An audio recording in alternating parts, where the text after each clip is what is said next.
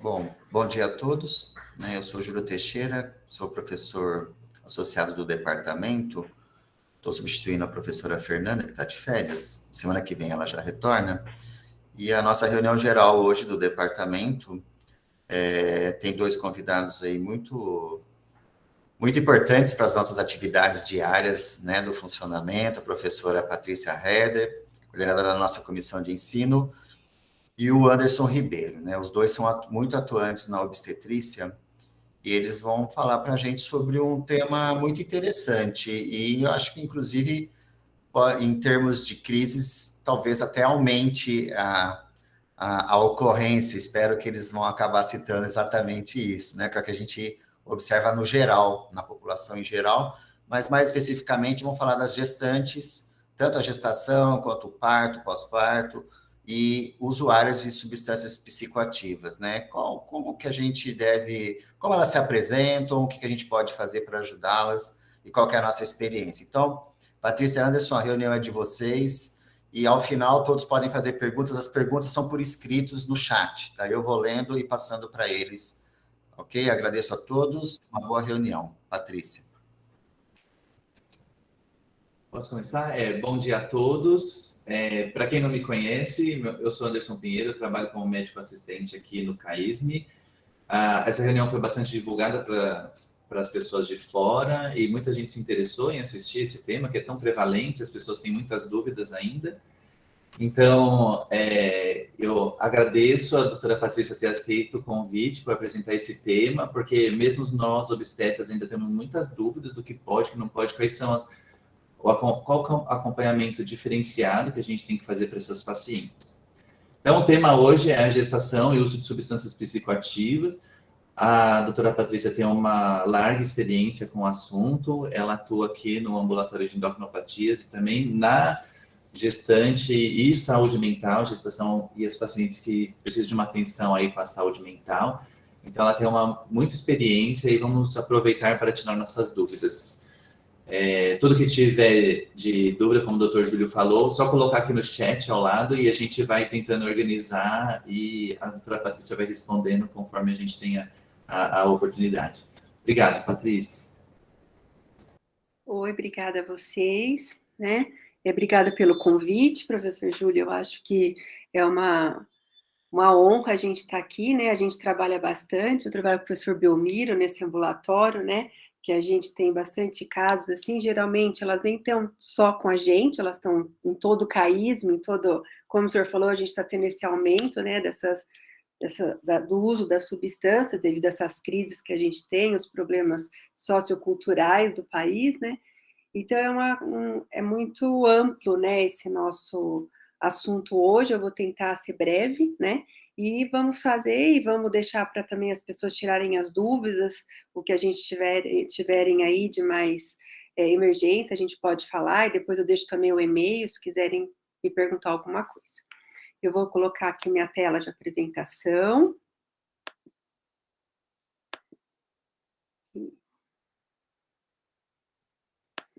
Um bom dia a todos, muito obrigada pela...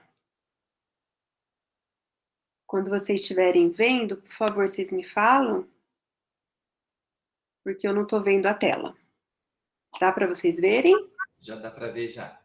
Tá. Então, eu queria agradecer a todo mundo, então, né, que entrou na reunião e depois fica também disponível a nossa reunião, né? Então, acho que é bem importante a gente falar nesse tema, e é um tema um pouco controverso, né? Porque todo mundo geralmente pega essas pacientes com uso de substância e saem de perto e não querem atender e não querem dar assistência, porque geralmente é uma paciente que tem uma demanda diferente, né? Então elas têm um pouco mais irritadas, um pouco mais ansiosas. Então eu acho que é uma paciente que às vezes ela procura muito pronto atendimento para ajuda, né? E a gente vê como, a paciente está aqui de novo, a paciente fica com umas queixas subjetivas, sempre não está bem, e geralmente ela está pedindo ajuda, né? Então faz parte nós, como profissionais, tentar avaliar essa paciente, ver essa rede de apoio, ver o que a paciente está procurando com a gente.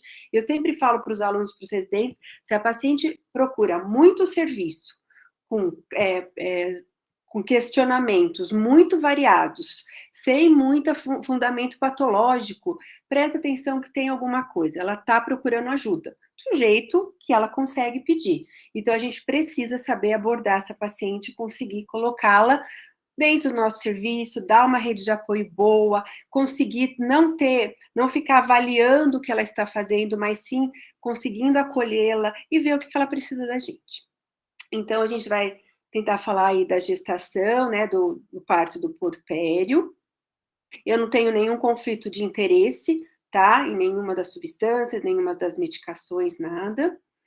Então, o que a gente tem que saber, né, que eu acho que todos já sabem, as substâncias psicoativas, elas têm uma alta taxa de morbimortalidade materna e fetal, elas são bem maiores com a exposição das substâncias, também pode causar síndrome de abstinência neonatal, e o grande problema agora, que é o mais estudado, não só as comorbidades agudas durante a gravidez, mas sim os prejuízos a longo prazo nessas crianças expostas.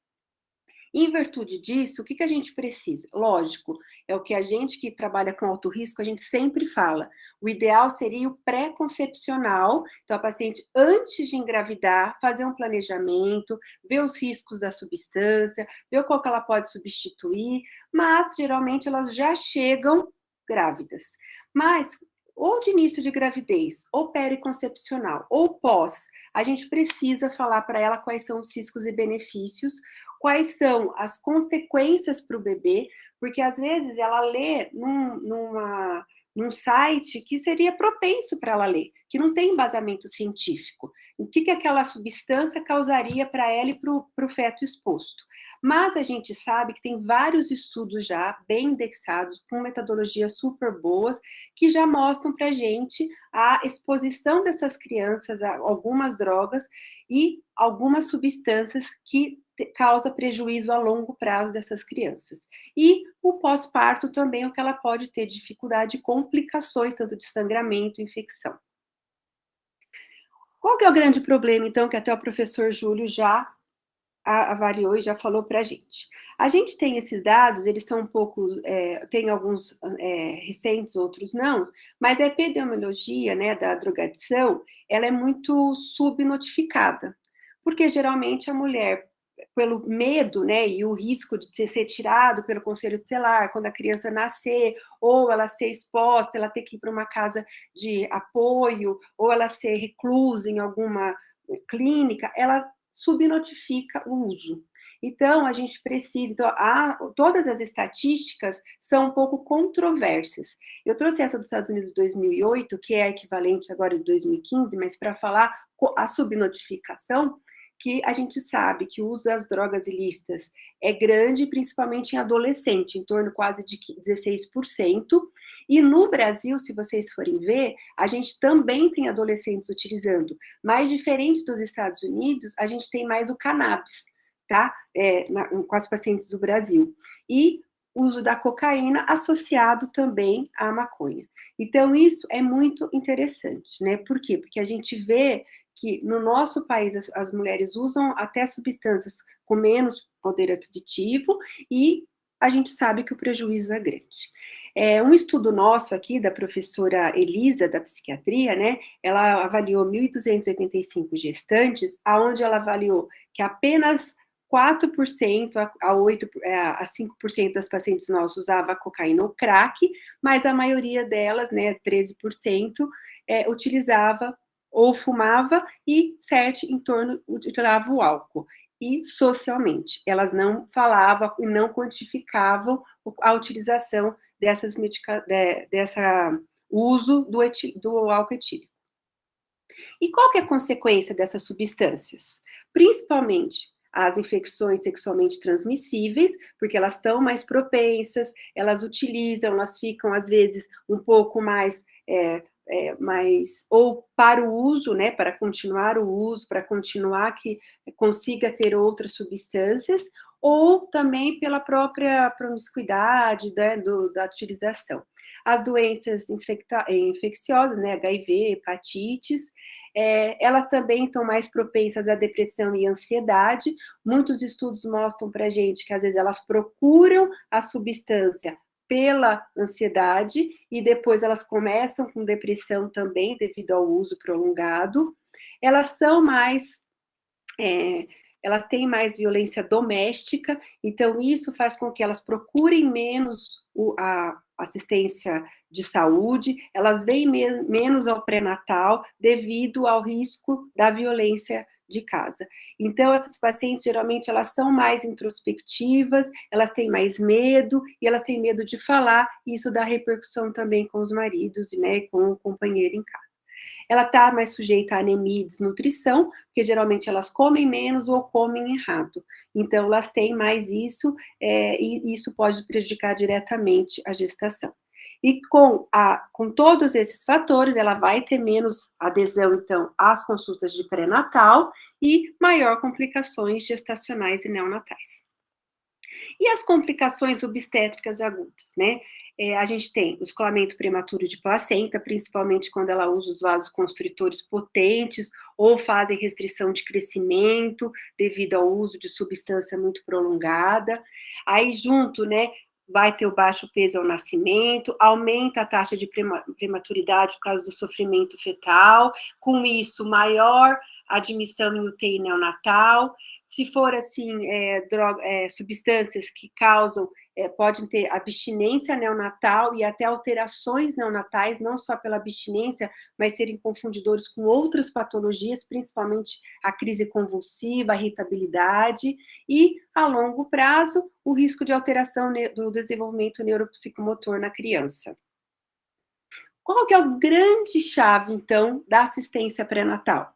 A equipe multidisciplinar. Né? Nós, obstetras, sozinhos, às vezes não conseguimos tratar, identificar. Então, assim, uma enfermeira, uma assistente social, uma psicóloga. Então, essa paciente que ela é agressiva, ela falta muito, ela não vem, ela vem com algum sinal ou de desnutrição ou anemia, ela não deseja muito a gravidez, ou ela é irritada quando a gente fala dessa gestação. Então, essa equipe é muito bom, por quê? Porque ela pode avaliar todo esse contexto familiar, esse contexto social dessa paciente. E, lógico, identificamos, o psiquiatra é uma pessoa super importante. Por quê? Porque ele consegue fazer a troca, né, ou a substituição dessas substâncias psicoativas que vão dar alteração neuropsicomotora ou abstinência ou qualquer outra alteração no feto para substâncias que a gente pode usar e são seguras durante a gravidez. Então, a gente precisa ter um psiquiatra sempre na nossa equipe. Se não tiver, tem que ter uma rede de apoio em algum local que a gente possa encaminhar essas pacientes ou até nos orientar. Hoje a gente já tem vários guidelines para o próprio obstetra conseguir fazer essas trocas, mas se a gente não conseguir, a gente também tem os hospitais, os centros de saúde, onde a gente pode entrar em contato com algum desses profissionais.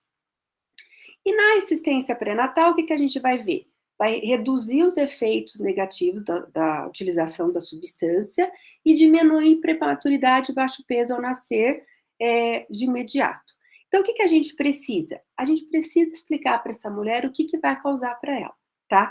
É difícil, às vezes elas pedem para ficar internada, para usar principalmente o crack, elas conseguem, às vezes, pedir para ficar, e a gente quer mandar aquela paciente embora, às vezes ela não tem para onde ir, não tem rede de apoio, o tráfico é dentro da casa dela, todo mundo utiliza. Então, a gente precisa observar, lógico, a gente sabe que nós não temos como colocar todas as mulheres dentro de um hospital, mas a gente vai conseguir fazer o quê? Mandá-la por um serviço de apoio, tá? Por quê? Porque se ela voltar para casa ou voltar por meio, ela vai continuar utilizando. E a gente tem que pensar que a gente tem o quê? Um prêmio que é o bebê, tá? Ela não quer causar nenhum malefício para o feto, só que a dependência daquela substância é muito mais importante. E, principalmente, eu vou falar bastante, quando o nível sociocultural é um pouco mais elevado. Porque ela tem a dependência e ela utiliza daquela ou de dor, ou de qualquer outro fator psíquico para a utilização da substância. Aqui nós vamos falar o quê? Das substâncias mais comuns, sabemos que tem várias, tá? Então eu vou falar da maconha, da cocaína, dos opioides, do tabaco, das anfetaminas e do álcool etílico. Vamos iniciar falando da maconha, tá? A maconha, ele é alucinógeno, né? Todo mundo sabe que é a droga mais utilizada na idade reprodutiva, porque as pacientes são jovens, tem uso concomitante com outras drogas e atravessa diretamente a barreira placentária. Nós sabemos que de 2015 para cá teve um aumento, né, da população jovem do uso do cannabis e redução do tabagismo, né, que antes era inversamente proporcional essa utilização. Então, a gente vê o quê? Que essas pacientes, elas utilizam mais e, geralmente, são as pacientes que estão na fase reprodutiva. Então, a gente tem que ver que, agudamente, ele vai causar com essa mulher uma euforia, ataque cardíaco, congestão conjuntival, ansiedade, ação depressora do sistema nervoso central. Só que o que é importante para essa mulher que utiliza durante o parto, né? Ela é potencializadora de drogas anestésicas do sistema nervoso central, então, e do cardiovascular. Então, essa paciente que utiliza, a gente tem que ficar atento com isso, tem que explicar isso para ela. Por quê? Porque não vai ter nenhuma rede que ela leia que vai estar escrito isso. E é importante para a gente falar isso. Por isso que, às vezes, ela não fala para a gente quando está internando, mas ela fala para o anestesista. Né? Então, a gente precisa ficar atento e, durante o pré-natal, explicar isso para ela. Porque, às vezes, ela faz uma peridural e ela pode ter uma parada cardiorrespiratória. Então, a gente precisa explicar isso. E vai diminuir? Não, mas pelo menos a paciente vai chegar e falar, e a gente também vai deixar o anestesista e toda a equipe já preparada. E os efeitos crônicos da utilização? Ela vai ter mais letargia, irritabilidade, bronquite, infecções respiratórias recorrentes. E o que a gente tem que ver? A paciente, às vezes, ela utiliza, e assim que ela descobre que ela está grávida, ela suspende o uso, tá? E o que acontece? Essa paciente entra na síndrome de abstinência. Então, ela vai ficar mais irritada. E não é incomum a paciente, às vezes, chegar com queixas abdominais. Então, por quê? Porque a abstinência da maconha, ela dá muita irritabilidade do peritônio, tá? Então, a paciente, às vezes, ela chega até a pensar ou entrar no protocolo de abdômen agudo, e geralmente é a utilização da medicação.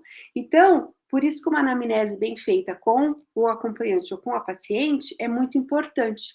E como dizem os psiquiatras pra gente, depende da quantidade dessa uso. Se ela utilizar todos os dias, ou se ela fuma mais de um cigarro por dia, independente da quantidade, do tamanho do cigarro dela, ela precisa ter um desmame dessa substância e, se precisar, ou a psicoterapia, e, se necessário, vai entrar com uma outra substância, né, que pode ser utilizada para ela conseguir manter o desmame. E nunca tirar de uma vez. Mas, que nem eu sempre falo para os colegas psiquiatras, como que a gente fala para uma gestante que ela vai ter que desmamar a substância? Mas eles têm essa possibilidade, eles conversam com a paciente, faz parte do trabalho dele, e a gente sabe que a maconha é a longo prazo, como eu vou explicar para vocês. Então, a gente consegue, a um curto prazo, fazer esse desmame e a troca da substância, se for necessário. E qual que é o grande problema? Né? Ele vai causar aquela depressão, aquela ansiedade, a irritabilidade da paciente. Quando você fala para ela os malefícios da substância, ela vai falar que não, porque ela abre até um livro de medicina e está tudo excelente a utilização, mas ela pode até ter síndrome de hiperemese, então ela tem vários vômitos, ela recorre à gravidez, aos sintomas da gravidez, geralmente é a da substância. Vai levar mais a prematuridade, baixo risco, restrição de crescimento, e tem alguns casos relatados na literatura que também causam um número aumentado de tanto óbito fetal como natimorto, né?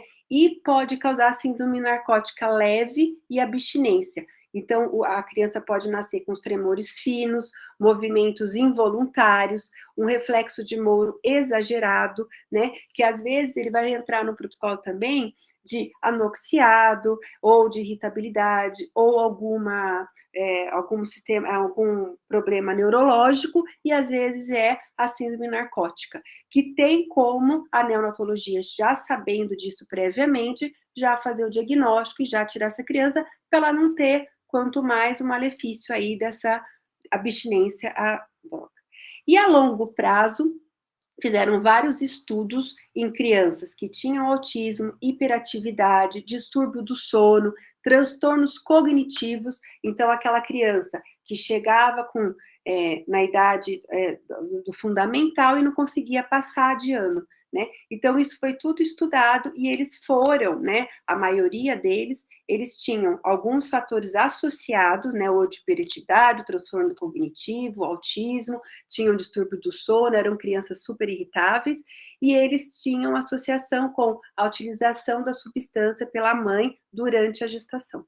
Então, é bem importante esses trabalhos, e é muito importante a gente referir isso para a mulher. E não é dose dependente, né? A mulher pode utilizar esporadicamente e ele ter esses transtornos com a exposição da criança a longo prazo. A cocaína, né? Os efeitos dela, então, a gente sabe que causa euforia, depressão miocárdica, repercussões respiratórias, as injetáveis dão mais infecções e overdose, e as pulmonares mais os sintomas respiratórios. Mas como é um vasoconstritor potente, a gente sabe que ela pode causar mais hipertensão, pré-eclâmpsia, descolamento prematuro de placenta, arritmias cardíacas maternas e fetais, a prematuridade também, né, por causa dessa, pode dar mais insuficiência placentária, restrição de crescimento, ruptura prematura das membranas e aborto de repetição e óbito fetal. Então, pacientes com história de utilização dessa substância, com história com mau passado obstétrico, ela tem que ser reorientada, reclassificada. Se for desejada a gravidez, a gente tem que explicar para ela. Então, a gente precisa orientar essa paciente e falar para ela o que pode estar acontecendo. E quais são os riscos? Já foram descartados, né, defeitos congênitos, né, para o uso da substância, então a gente sabe que não vai ter tanto risco. Geralmente, esses riscos são alterados por anemia profunda, paciente desnutrida, e não pelo uso do vasoconstritor potente, tá? Mas para o recém-nascido, ele causa mais irritabilidade, choro agudo, hipertonia, então aquela criança agitada, com tremores, hiperalerta, que não dorme, só chora. Então a gente precisa também ter diagnosticado para também passar isso para a pediatria. E a gente sabe que as alterações cognitivas dos filhos de mães que utilizaram cocaína é mais por fatores ambientais e socioeconômicos durante a criação dessa criança. Quando essas crianças são retiradas do ambiente, então, pelo menos elas vão para doação, ou elas cresceram em outro ambiente, elas conseguem acelerar o desenvolvimento neuropsicomotor delas. Então, eles não têm déficit, é mais pelos fatores ambientais que essas crianças continuam sendo submetidas. Os opioides, tá? Os opioides, eles estão aumentando na gravidez, né? Então, a gente tem vários pacientes, né? Não só a heroína, mas também utilizando substâncias, né? Para analgesia, para pacientes com dores crônicas, pacientes com doenças inflamatórias agudas e crônicas. E como elas compram na farmácia, elas utilizam a medicação, né? É difícil para elas retirarem essa medicação durante a gestação. E principalmente porque ela vai ter mais fatores inflamatórios durante a gravidez, mais edema, isso vai causar até, principalmente, mais dores articulares. Então, geralmente, é muito difícil a paciente desmamar também substâncias analgésicas, né? Então, aqui eu ponho não só os opioides, mas também os analgésicos. Então, a gente precisa ficar atento com essa paciente, a gente precisa tentar fazer a substituição dessa droga. Como é que a gente substitui essa substância? Pela metadona. Mas quem faz essa substituição? Também o psiquiatra. Por quê? Porque ele tem que desmamar uma substância para tentar inserir a outra. Nós não conseguiríamos, porque a gente começaria a fazer o quê? Só se você tiver experiência com as substâncias. Mas se você não tiver, o que a gente pode fazer? Causar uma depressão cardiovascular e um hipofluxo placentário. Então, por isso que a gente precisa do psiquiatra para conseguir fazer essa substituição. O que é difícil? Porque a metadona não dá o mesmo benefício que as outras substâncias para a paciente. Então, ela precisa ter essa consciência, por isso que volto de novo naquele atendimento multidisciplinar, porque ela vai ter que fazer uma psicoterapia associada, né? Tem pacientes que às vezes você fala que o bebê pode estar tendo prejuízo com a substância, mas ela tem a dor. E às vezes aquela dor já é também a dependência da substância, e não só a dor em si. Então, é difícil para ela suspender a medicação por causa do outro, né? E ao mesmo tempo que ela fica agressiva se você fala que ela pode ter um efeito colateral, porque ele vai passar a barreira placentária e ter alterações, tá? E qual que é o grande problema também? Pode causar pré-eclâmpsia, descolamento prematuro de placenta, alteração da vitalidade fetal, né? Baixo peso, aspiração de mecônio devido também à liberação de esfíncter anal fetal e morbidades puerperais, porque essa paciente ela pode ter mais hemorragia pós-parto e junto com isso também mais infecção. E para o feto? Aumenta a incidência de prematuridade, síndrome de abstinência, déficit de crescimento pós-natal, então aquela criança que não consegue atingir a curva de crescimento dela. Tem relatos também na literatura de microcefalia, retardo neurocomportamentais, essas crianças submetidas à utilização materna durante a gestação, e morte súbita neonatal. Então, começaram a se ver que aquela morte súbita pode estar relacionado principalmente ao uso de analgésicos intensificados durante a gravidez. Anfetaminas, né? Então, a gente, além de ter todos esses problemas, o aumento, né, do uso da substância, a gente também tem a pandemia da obesidade. Então, a mulher sempre está querendo emagrecer, tomando as anfetaminas, engravidam utilizando, ou elas não querem ganhar peso durante a gravidez, mesmo sendo uma gravidez não planejada, mas desejada, e também pelo próprio estímulo do sistema nervoso quando ela utiliza. Então, a gente tem que tentar também fazer substituição dessa medicação e se a gente sabe que também a paciente ela vai ficar mais prostrada, ela fica menos excitada sem a utilização. E se ela voltou a utilizar, ela vai ter euforia, excitação, um comportamento estereotipado, então aquela paciente que briga muito com a equipe, que sempre fala que ela tá certa, que a gente tá falando demais, então a gente tem que ficar atento a essa paciente.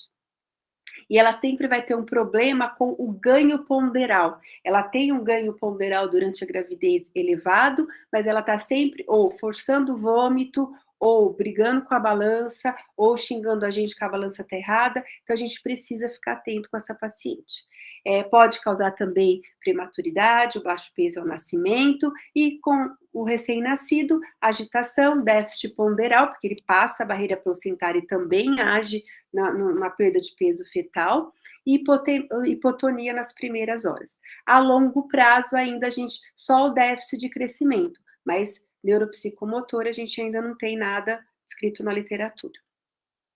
O cigarro, né? Os efeitos dele, então, ele tem afinidade da hemoglobina fetal, então ela reduz a síntese da prostaciclinas, então é um vasoconstritor potente, né? Aumenta a resistência vascular e leva à insuficiência placentária.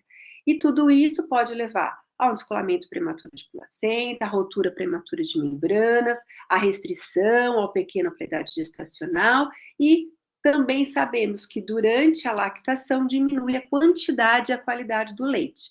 Então, a gente precisa orientar essa paciente. O que a gente vê agora no nosso pré-natal, que a gente tem essas pacientes, tudo, e a gente sabe, né, que a doutora Renata, psiquiatra, sempre está lá nos ajudando a reduzir o uso da medicação, né, da substância, do tabaco, mas o que a gente percebe? Ela é um pouco controversa a sua redução do número de cigarros. Porque, como ela fala para a gente, quando a paciente reduz o número de cigarro, ela aumenta o trago do cigarro, para aproveitar mais o momento dela. Então, a gente tem que ver se ela reduziu e continuou tragando menos, ou ela mantém, mas ela só liga o cigarro e joga fora, tá? E se a paciente desejar parar, que seria o ideal, tem os PERTs, tem as ajudas, tem as outras substâncias que a gente pode também introduzir até a paciente querer. Mas a paciente tem que querer, desejar, reduzir ou cessar o uso. Porque senão você vai fazer um PET, um chiclete de nicotina e a paciente vai continuar fumando ou reduzindo o número e tragando mais. Então, a gente precisa avaliar isso, tá? E a gente sabe que 20% apenas interrompe o uso durante a gestação e retornam até esses 20% durante a amamentação. Então, é muito alta a incidência da utilização do tabaco na gravidez. A utilização do álcool, né? A quantidade segura a gente não sabe, né? A gente sabe que ele aumenta a resistência vascular, e o etanol atravessa diretamente a barreira placentária e tem todos os efeitos teratogênicos do feto e causando a síndrome alcoólica fetal, onde dá várias malformações, tanto placentárias como fetais. E qual que é o grande problema? Pacientes que bebem até socialmente podem já ter a síndrome alcoólica fetal. Então, aquela paciente que chega no final de semana, bebe uma cerveja, beberica todas as taças das pessoas ou fica só bebendo um pouquinho, ela já pode ter alterações fetais. Então, a gente não sabe e a gente tem que suspender. O que a gente fala para a paciente? O paciente gosta muito de cerveja, apesar de ter muito carboidrato, a gente pede para ela utilizar sem álcool, tá? E nunca com álcool. Não tem aquela história de beber pouco, beber uma taça, um vinho, uma taça, não pode beber. A gente não sabe a quantidade segura da utilização dessa substância. Então, a gente precisa interrompê-la durante a gravidez, tá? Qual que é o grande problema para a mãe? Durante alterações gástricas, que ela nunca relaciona ao álcool, e sim a outras coisas, principalmente a medicação que você deu para anemia para ela, para o sulfato ferroso, e não pelo uso do álcool, pela a dieta que você orientou essa paciente. Então, é uma paciente um pouco mais, ela já fica um pouco mais na retaguarda, mais na responsiva. Diminui os reflexos protetores aéreos, então ela vai ter mais doenças infecciosas, pode causar abstinência, então arritmia, taquicardia, falência cardíaca, alucinações e tremores. Então é a mesma coisa que eu disse lá na hora que eu estava falando da maconha. Então as pacientes que utilizam ou elas bebem socialmente ou bebem todos os dias, não dá para a gente retirar de uma vez. A gente tem que ir desmamando a quantidade e tentando fazer a troca com substâncias que a gente sabe que vai ser menos lesiva ao feto. E a gente sabe que elas têm mais transtornos psiquiátricos. Então, o que nós somos recomendados pela psiquiatria? Às vezes, quando a gente consegue avaliar e chegar ao diagnóstico desse transtorno psiquiátrico, por isso o psiquiatra e o psicólogo são muito importantes para a gente nesse diagnóstico, a gente consegue reduzir facilmente sem tanta substituição. Para o feto, então, ele vai causar restrição, dá déficit mental, alteração músculo-esquelética, alteração cardíaca, alteração genito-urinárias, e essa criança, quanto o feto, vai ter repercussão durante toda a vida. E também tem vários protocolos, vários trabalhos mostrando que ele também tem uma grande chance de ser etilista na fase da adolescência e na fase adulta. Então, o que a gente faz com essas mulheres durante a gravidez, tá? Rastreamento clínico.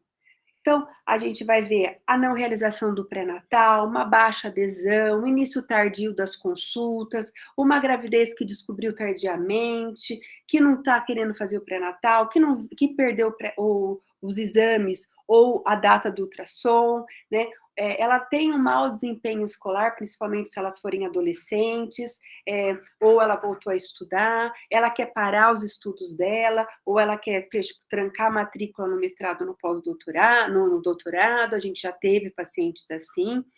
Antecedentes obstétricos ruins, então aquela paciente com aborto de repetição, óbito neonatal, muitos prematuros sem patologias cervicais, né, ou trabalho de parto prematuro, partos prematuros anteriores e às vezes até partos terapêuticos, né? Então, cesárea por sofrimento fetal, descolamento prematuro anteriores, sem causa aparente, sem trombofilia. Natimortalidade, então aquela criança que nasceu e morreu e elas falam às vezes, nasceu com problema neurológico, então às vezes elas não vão falar e você vai fazer a anamnese, tentar chegar, né, ao diagnóstico. O parto tactócito, né, então a paciente que chega e já logo pare e com muita dor, e aquela paciente que tem uma intolerância à dor, uma irritabilidade com a equipe, então a gente tem que ficar atento com essa paciente, nem todas são, porque a gente sabe que ela está com dor, e às vezes a dor causa isso na mulher, mas a gente tem que ficar atento com essa gestante. Os filhos com disfunção neurológica ou intelectuais, ou a paciente já fala que o filho dela é hiperativo, mas é pela prematuridade, então você vai vendo as associações de fatores, né? As infecções sexualmente transmissíveis e a história familiar de adição de drogas. Então, às vezes, o marido utiliza a substância, ela parou, ou ela que utilizava e daí ela casou e parou, então, aquelas coisas. Não temos um questionário específico para gestantes. Então, o que a literatura nos recomenda é uma boa anamnese, uma boa avaliação.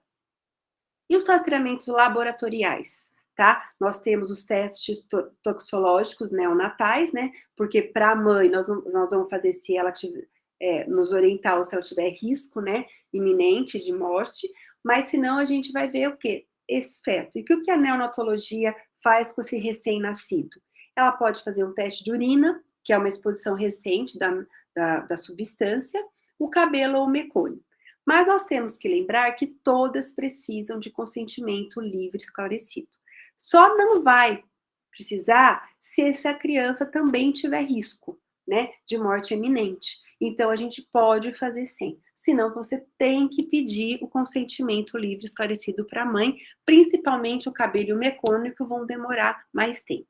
Tem um grupo, né, no Rio Grande do Sul, na Faculdade Federal do Rio Grande do Sul, que como eles atendem muito pacientes suscetíveis ao uso de substâncias, as pacientes já sabem, chegaram, o bebê já vai ser submetido assim que nascer para avaliação da urina, tá? Mas isso já é recomendado, já é institucional devido à população que chega lá, tá? Então, independente que a paciente chegou, eles vão, se tiver qualquer comorbidade, qualquer alteração.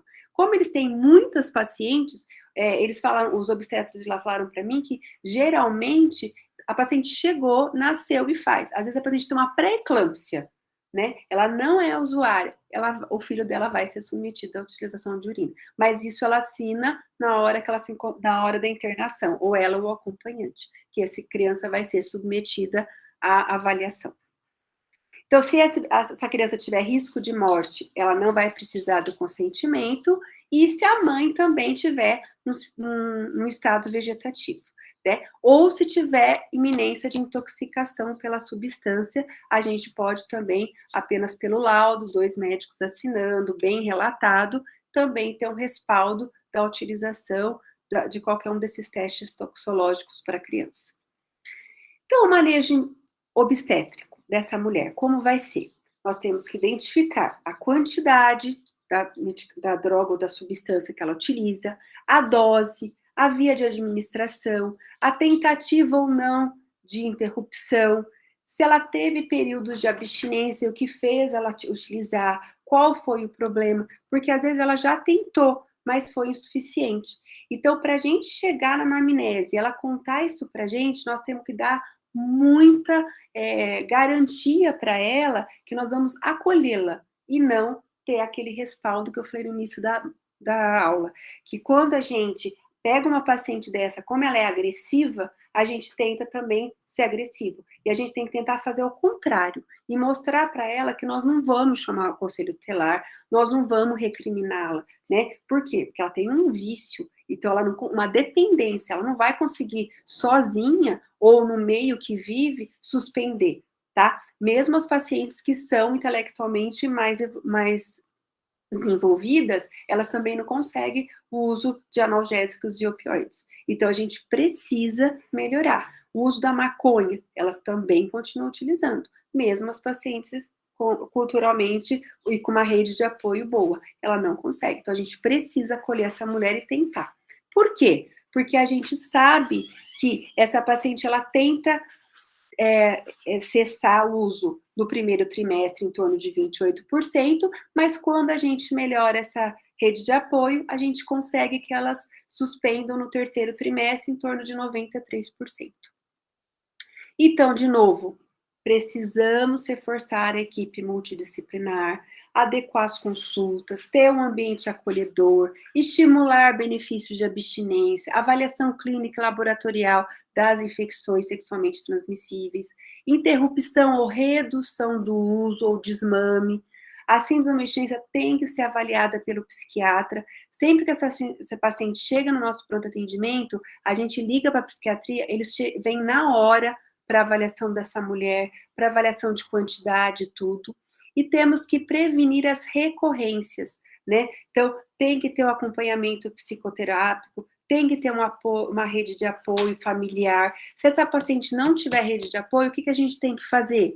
A gente tem que pedir o quê? Às vezes, uma institucionalização dessa paciente. Então, a gente coloca essa mulher numa instituição, numa casa da gestante, né? A gente já conseguiu, na obstetrícia pela professora Elaine, foi uma paciente nossa para Ribeirão Preto, mas ela falava que se ela voltasse para casa, ela ia utilizar o crack. E ela ficou sem nenhuma medicação. E ela foi para essa casa, nasceu em Ribeirão, né? Pelo risco, pela distância, mas ela conseguiu, até o término da gravidez, ficar sem a utilização da substância. E evitar a relação restritiva de liberdade, porque tem pacientes também que elas querem internar para um tratamento ou uma rede de apoio ou uma melhora, só que a gente quer deixar ela internada. E ela quer voltar para casa, e às vezes ela quer para ver outros filhos, e a gente fica inseguro. Então, a gente também tem que ver que, às vezes, uma relação de levá-la um pouco para casa, trazer um pré-natal mais precoce, se ela não retornar, pedir para alguém ligar, convocar essa mulher, ver por que ela não veio, marcar um ultrassom, pedir, ver assim, se ela pode, qual dia ela pode retornar com a gente. Então, a gente conseguir que essa mulher retorne para a gente avaliá-la e ver o que está acontecendo. O manejo obstétrico é igual qualquer paciente de alto risco, então a gente tem que rastrear, né, as infecções sexualmente transmissíveis, desculpa, ficou errado no slide. Ultrassom precoce, se possível, para a gente ver datação e também já fazer o morfológico do primeiro trimestre. Um ultrassom morfológico do segundo, para a gente já avaliar as malformações ou possíveis malformações. A avaliação de clínica da restrição pela altura uterina e, se necessário, ultrassonografia. Avaliação e orientação de perda de peso ou ganho excessivo quando ela utiliza o cannabis. Avaliação de infecções urinárias e anemia.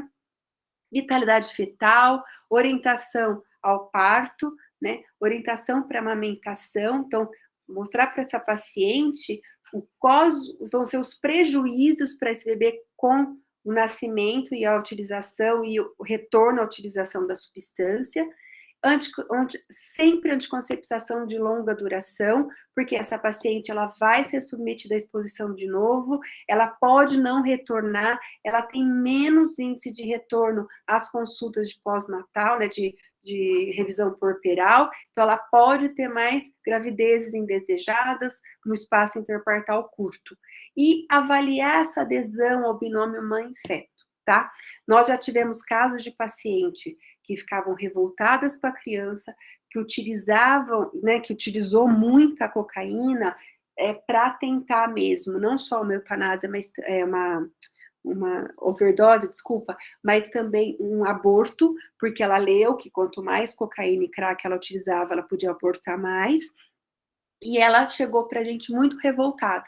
Só que assim que nasceu a criança, o vínculo mudou, tá? Então, ela estava até usando medicação para melhorar a ansiedade, segurar a fissura dela, a abstinência, e quando ela descobriu que ela não poderia amamentar, que estavam suspendendo a amamentação dela por causa da substância que ela estava utilizando, ela brigou com todo mundo, porque ela era irritada, né, agressiva, e ela quis parar a medicação, teve um vínculo bom com a criança, amamentou, levou essa criança embora e teve um vínculo super bom. Mas isso foi a equipe estando junto, a equipe ajudando, né? Foi difícil, então ela teve muitos problemas com a equipe, mas a gente conseguiu, dentro de toda essa avaliação multidisciplinar, uma relação boa dela com o bebê. Então, uma gravidez indesejada passou a ser desejada e com cuidados para essa criança. Então, é muito importante o nosso papel nesse momento. Muito obrigada, e eu estou disponível agora para as perguntas e as dúvidas de todos vocês. Legal, parabéns, doutora Patrícia, foi ótimo, muito esclarecedor, aprendi bastante. E enquanto a gente está aquecendo aqui as perguntas através do chat, eu vou tirar algumas dúvidas. Então, na verdade, eu queria saber, dentro dessas substâncias que você falou, se a mesma conduta a gente mantém durante o aleitamento, né? Se tem alguma depois que a gente pode liberar, você acabou de parir, já pode voltar a fumar cigarro normal, se você quiser, ou precisar. Ou se a gente ainda tem essa conduta mais proibitiva, mudando por outras medicações, inclusive as dos analgésicos. A gente sabe que o tabagismo ele diminui a qualidade e a quantidade do leite, né? Então, são crianças que, mesmo se ela cessou durante a gravidez e melhorou a restrição de crescimento, o ganho dessa criança, mas ela volta a ser uma criança desnutrida se for em aleitamento materno exclusivo. Então, a gente pede para cessar. Nós sabemos que é muito difícil, né, as mulheres cessarem a utilização, e às vezes elas acham porque já nasceu, elas fumam lá fora e voltam.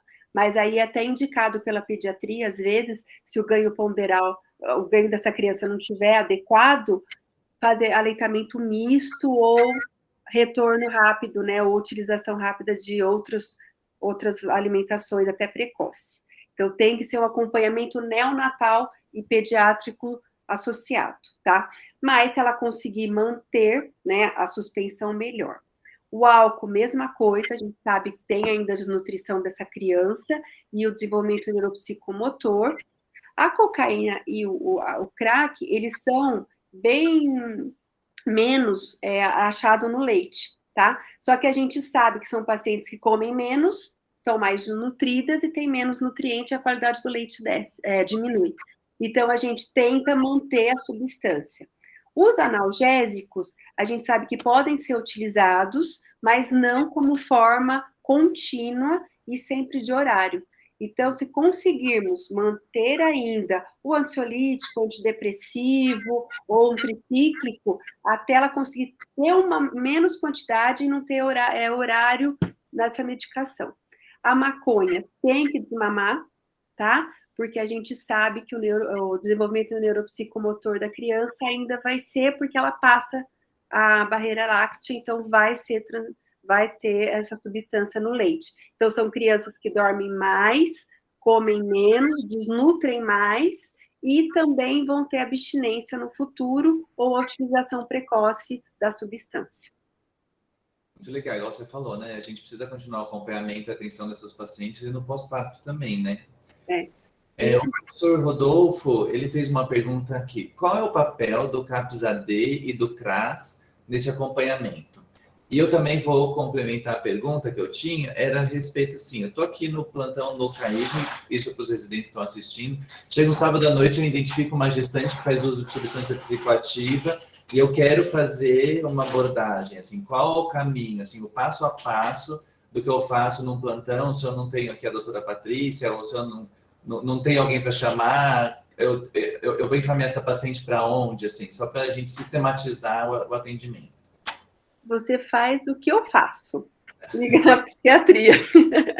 Por quê? Tá? A gente, é bem difícil para a gente saber a quantidade, o que nós vamos ter que utilizar, né? A anestesia, ela já vai ficar preparada para uma depressão cardiovascular dessa mulher, tá? Mas, se precisar passar por algum procedimento.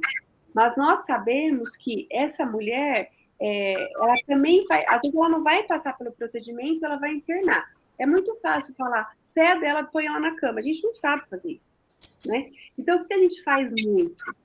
Mesmo a abstinência, né, quando a paciente chega e o marido fala, ela parou de usar a maconha, e ela usava 4 cigarros dia, né, e de repente ela cessou essa substância e ela chega com uma dor abdominal importante, o marido falou.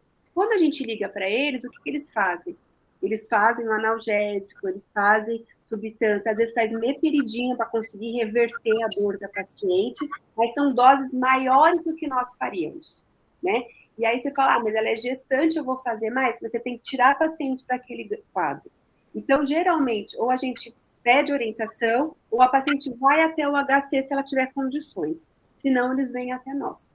Se a gente tiver num serviço que não dá isso, o que eles sempre orientam a gente? Pode ligar que eles orientam de lá, né? Porque a gente também não vai ter os CAPs, não vai ter as UBS, que são os orientadores. Então, o HC da psiquiatria, eles também orientam as pacientes a como nós podemos lidar com essa paciente. Não sei se eu respondi aí. E se for acompanhamento ambulatorial, assim, não é uma crise aguda, o paciente não vai internar para parto. Se for para acompanhamento ambulatorial. Se ela for nossa paciente já, né, eu sempre acho ideal, se a paciente chegou nos procurando, eu acho que ela deveria se tornar nossa paciente, né? Ah, mas ela não é da região, mas pelo menos com uma avaliação. Se ela for nossa paciente, nós vamos marcar para ela saúde mental, que a gente tem esse ambulatório às terças-feiras, lá junto com a endocrinopatias, que a doutora Renata está lá. É mais emergencial, a gente liga também para a psiquiatria, às vezes eles encaixam naquelas triagem rápida deles. E se não, a gente vai fazer uma interlocução com a pergunta do professor Rodolfo. A gente vai conseguir mandar lá para os CAPs, né? Os CAPs, eles têm grupo de gestantes, eles têm grupo de atendimento, tem os agentes de saúde que vão até as casas, né, dessas pacientes gestantes, os médicos, o consultório de rua, eles fazem essa interação e essa abordagem das mulheres. Qual que é o grande problema deles? Como o nosso, a rede de apoio familiar, então, às vezes a paciente não utiliza, não sai. Só que eles têm muito trabalho mostrando, né, assim, experiência, não é nem tanto trabalho, a publicação, a Karina sempre fala para a gente que é difícil, porque tem que ter o consentimento da mulher, e geralmente elas não assinam, elas têm um desmame ou uma redução da utilização e um aumento durante a gestação nos CAPs. Mas depois elas voltam de novo para a rua e é o grande problema, porque às vezes elas vendem a criança pelo uso da substância. Então é o grande problema delas ainda, porque os hospitais não vão chamar, né, a rede de apoio, o conselho tutelar, não tem denúncia, a paciente cuidou dessa gestação, só que depois ela volta. E aí eles têm que novamente recuperar essa paciente, voltar. Umas dão tempo de não dar dessa criança ter essa troca e ir para a rua, mas é muito difícil. Aí, se o Rodolfo quiser também complementar alguma coisa aí, que ele tem bastante experiência com esses grupos. Ele fez assim, ó. É isso, respondi, Rodolfo. Então, a gente tem o CAPS. Então, se vocês pegarem paciente no OBS, a gente pode enviar, e às vezes a gente pede para quem? Para algum agente de saúde acompanhar se essa mulher foi ou não, porque ela pode não ir, e eles conseguem resgatar. E os consultórios de rua também conseguem. Então, a gente consegue dar abordagem, sim, para essas mulheres, tá? Principalmente as gestantes adolescentes. Muito legal. A doutora Renata pediu, por gentileza, se a senhora poderia comentar sobre os cigarros eletrônicos e os vapings e fazer uma correlação com o tabagismo tradicional. Tá. Difícil, né, doutora Renata, falar justo para a especialista, né? Muito obrigada, né, pela sua, né, presença. Mas o que a gente sabe, né? Eles estão cada vez mais agora, está tendo essa substituição, né, do cigarro tradicional para o eletrônico, do cannabis pelo eletrônico, mas nós sabemos muito, né, o que já tem de estudos, aí depois se a senhora quiser também abordar, que eu sei que a senhora está fazendo um levantamento grande aí sobre os cigarros eletrônicos, mas eles têm muitas substâncias nocivas, tanto para a mãe como para o feto. e é pulmonar, né? Passa a barreira placentária, dá lesão pulmonar fetal. A gente não tem ainda os dados, mas a gente sabe que vai ter mais lesões, comprometimentos, e esses comprometimentos também pulmonares maternos podem também prejudicar essa gravidez por próprio sistema infeccioso. Então, a gente tem que falar para essa mulher também esse grande problema da utilização durante a gravidez. Tem que pensar também. Então, se a professora Renata quiser complementar, eu acho que vai ser bem interessante aí, professor Júlio.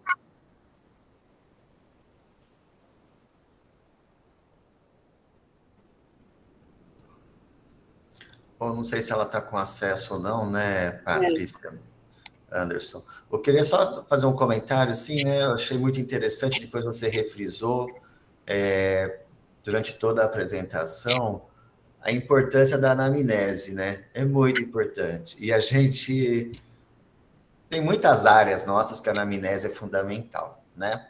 Essa é uma delas. E depois a observação, né, Anderson? A observação contínua. A gente tem que se vigiar de não ficar criando estigmas ou preconceitos, né, devido à rebeldia dessas pacientes em alguns momentos, né, as respostas mais ríspidas que a gente observa, e pensar nessas possibilidades, né? Então, eu acho que, assim, é realmente ser médico, né? Duas partes importantes da nossa atuação, a anamnese adequada e a observação clínica, o raciocínio clínico, né? Ficar pensando, né? Isso faz a diferença em não ficar só seguindo fluxogramas, né? A gente tem que ser médico mesmo. Vamos ver aí se tem mais alguma coisa, Anderson. Certo, enquanto isso eu vou aproveitar e tirar minhas dúvidas. Doutora Patrícia, você falou da importância de fazer o desmame das substâncias, eu acho que principalmente para a paciente que não diminui a chance dela retomar o uso de substância psicoativa. Mas, ao mesmo tempo, você falou assim que a paciente tem um prêmio, né, que é um bebê. Se eu tenho aquela paciente que, assim que eu oriento, falar não é legal fumar ou beber durante a gestação ou usar qualquer outra substância psicoativa, e ela decidir por si interromper de forma abrupta o uso da substância, você acha que eu oriento ela, na verdade, fazer a retirada gradual? Ou, não, se ela está disposta a interromper de forma aguda, eu posso estimular ela a fazer isso? Isso é importante, viu, Fernando? Porque a paciente é isso mesmo, ela é bem radical, né? E essa é a mais difícil. Por quê? Porque ela não vai querer nenhuma outra substância e ela não vai querer o desmame gradual. O que você vai ter que trazer? Ela mais próxima de você. Por quê? Porque o que levou ela a utilizar essa substância vai aflorar. Se foi a ansiedade, se foi a depressão, se foi o convívio familiar. Então, o que a gente observa? Que aquela paciente que você fala, nossa, está tratada, nossa, a gravidez foi um ganho. Ela vai embotar e ficar deprimida, tá? E aí, às vezes, você tem até uma TS, ela pode ter uma tentativa de suicídio, dependendo do grau. Não todas, mas ou vai ficar depressiva, não vai comer, vai começar também a ficar tão ansiosa, aquelas crises que começa a achar que vai ter pré-eclâmpsia grave, que o bebê vai morrer, vai começar a procurar só sites de malformações, de alterações do que poderia ter causado, e isso potencializar. Então, o que a gente sempre vê? Aquela paciente que o residente ou o aluno vem e fala para a gente, professora, ela está ótima, ela falou que ela está muito bem, mas o que ela usava? Cocaína, crack. E ela não quer utilizar, mas ela não quer nenhuma sertralina? Não, ela não quer, já foi prescrito pela saúde mental e ela não quer utilizar. Vai dar 1, 2 semanas, 1 mês, essa paciente retorna, que às vezes é difícil a gente conseguir gradualmente melhorar. Então, o que a gente sugere lá nas terças-feiras? Retorno precoce, tá? Mesmo se for para você dar bom dia para a paciente, ou escutar o BCF, mas para saber o que está acontecendo com ela, né? Indiretamente, você ficar vigiando. Por quê? Porque ela vai ter alguma alteração. Porque se ela procurou aquela substância, foi por alguma coisa.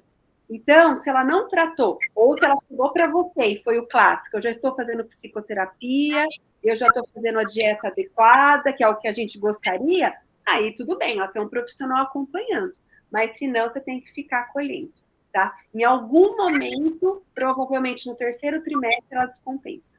E o puerpério, que ela pode fazer psicose puerperal. Ou retornar com toda a medicação e prejudicar também o bebê, né? Muito bom, excelente. E agora, a minha última dúvida é... Eu nem sei se a gente tem estudos a respeito disso, eu queria mais, na verdade, era saber sua opinião, já que você é outro especialista nisso.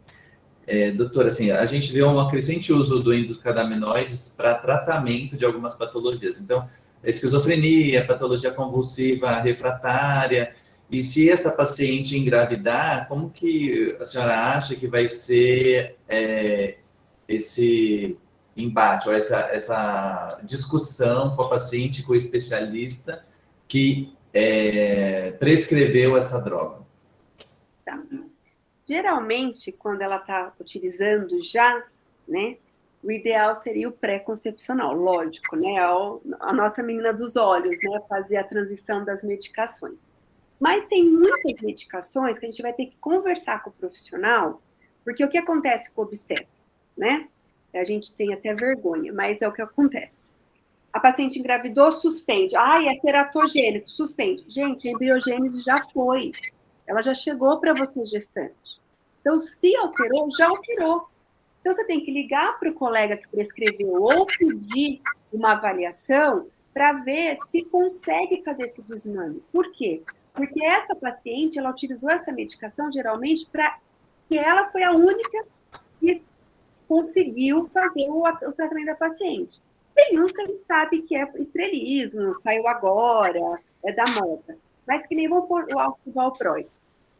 É longe aí que a gente já sabe dele que ele é teratogênico. Só que é a única medicação que controlou a crise epilética da paciente. Aí você vai lá, ela já teve embriogênese, chegou com você com 6 semanas no mínimo, você descobriu a gravidez, 5 semanas, e você suspende. E ela começa a ter crise convulsiva. A hipoxemia é muito pior do que ela já passou na embriogênese. Então, a gente mantém a medicação, liga para o colega que prescreveu e vamos ver como a gente pode ou substituir ou fazer. Às vezes não vai dar para substituir, é risco-benefício. Essa mulher não consegue ficar. Ela é psicótica, ela é esquizofrênica, ela vai ter que usar lítio, que é contraindicado, é SB, D. Só que a gente precisa utilizar, porque senão ela vai matar ela e o bebê, ela vai enfiar uma faca na barriga dela. Então, a gente precisa avaliar com quem prescreveu.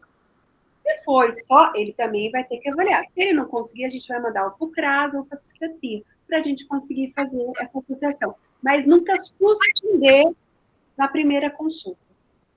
Conversa com a paciente, vê o porquê e consegue colocar, ou o psiquiatra amigo, né? Ou o neuroamigo, ou a gente consegue falar com o próprio profissional que prescreveu, que conhece a história da paciente. Tá? Então, o risco-benefício é a longo prazo, não a curto. Então, suspender porque ela engravidou é contraindicado. Tá? O ideal, nós ginecologistas, seríamos ver o anticoncepcional e já falar, quando você parar, você tem que retornar para a gente programar a sua gravidez, né? Eu acho que é isso todos os clínicos, todos os GOs deveriam recomendar para as pacientes. O pré-concepcional mesmo, né? Como que ela se cuidar, por quê? Porque ela planeja a gravidez, não para de tomar anticoncepcional. É esse o planejamento dela, né? E não seria. Então, principalmente essas pacientes que precisam de substâncias. E principalmente a que você referiu, as que usam analgésicos ou doenças lícitas, ou medicações lícitas, mas que são contraindicadas na gravidez. Tá? Então, a gente precisa de uma avaliação pré-concepcional. Perfeito. Eu estou aqui olhando aqui, a gente por enquanto não tem mais nenhum outro questionamento, nenhuma outra pergunta aqui no chat. Vocês que estão assistindo, se tiverem alguma dúvida, vamos aproveitar a doutora Patrícia. Não sei se o doutor Júlio tem alguma dúvida. Não, não tenho, Anderson. A gente não tem mais, assim, eu acho assim, é um assunto muito interessante, muito importante. A gente ficou com uma boa audiência durante toda a apresentação, viu, Patrícia? Eu vi que sua apresentação foi bem completa, parabéns. Anderson, parabéns aí pelas perguntas, né, o direcionamento. Assim, como a gente não tem perguntas, acho que vocês poderiam fazer as suas considerações, assim. Tem aqui o Renzo está perguntando.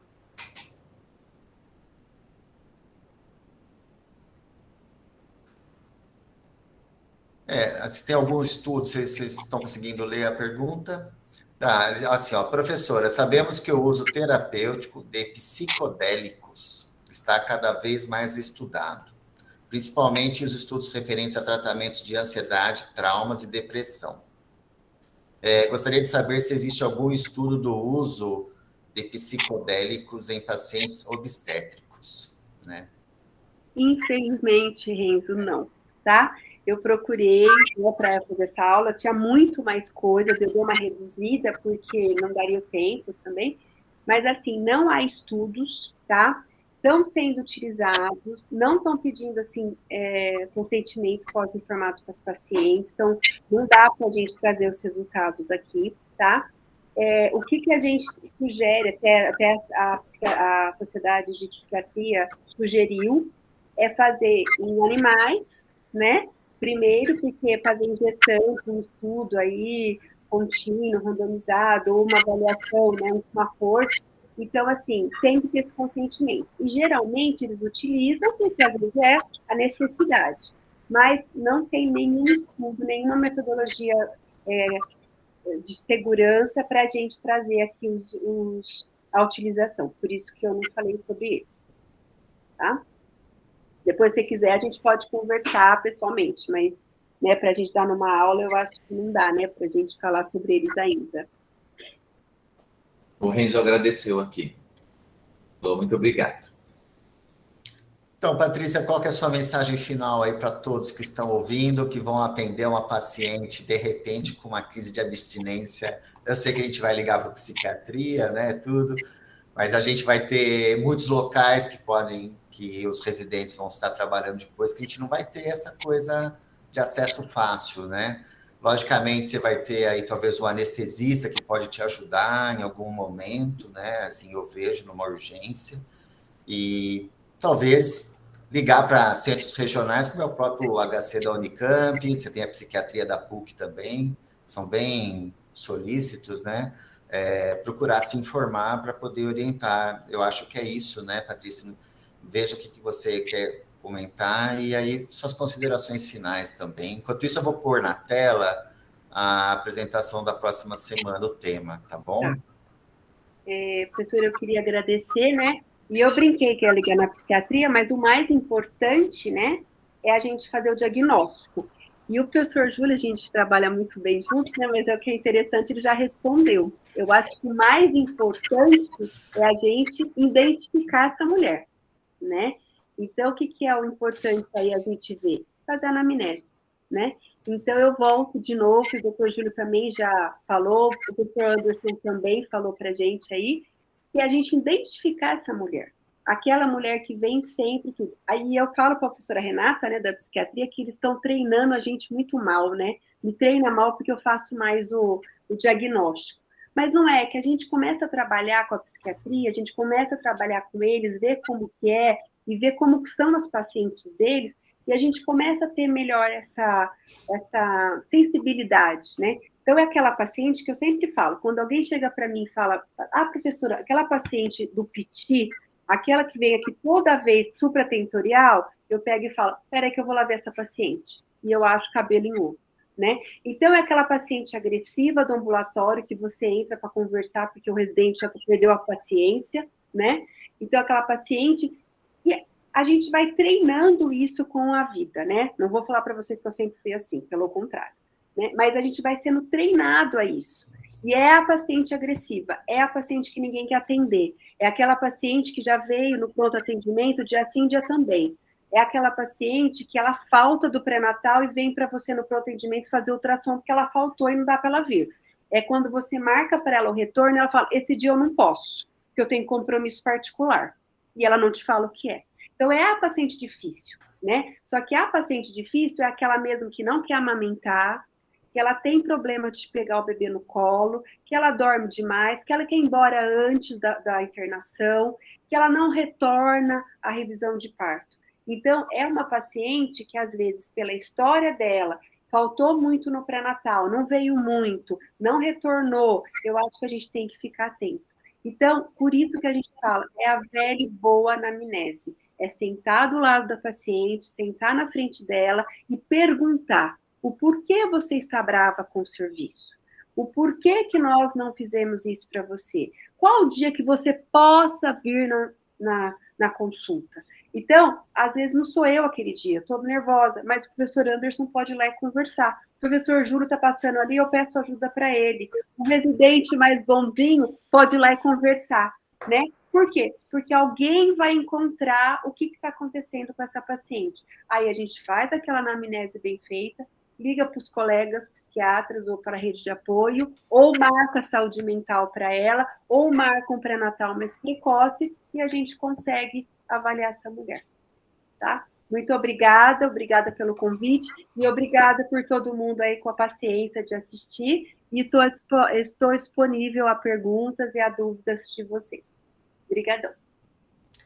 Bom, pessoal, parabéns, Patrícia, Anderson, foi muito bom, aprendi bastante. Eu acho que o que você acabou de falar, né, da importância da gente ser calmo, mas ao mesmo tempo de fazer anamnese e observação, a observação às vezes tem que olhar para a paciente, né?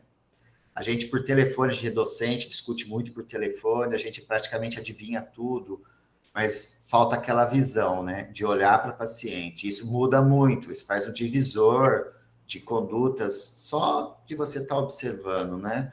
E aí sim se aproximar da paciente, né, para entender os problemas, tá? Acho que isso é muito importante. Bom, para a próxima semana, a doutora Fernanda já vai estar de volta, né? Esperamos, e nós vamos falar exatamente sobre desafios para o controle do câncer do colo do útero no Brasil. A professora Diama Vale e o professor Carlos Zeferino, né, vão estar falando, são experts internacionais no tema, e vai ser um tema assim, muito importante, porque existe algumas possibilidades, o hospital participa de muitos estudos, e o Ministério da Saúde está procurando atualizar as diretrizes e fazer grandes modificações aí no futuro próximo para o programa brasileiro, para realmente ter algum impacto na mortalidade, que até agora está zerado, né? Não tem impacto nenhum. Então, eu aguardo vocês nas próximas semanas e boa quinta-feira a todos. Até mais.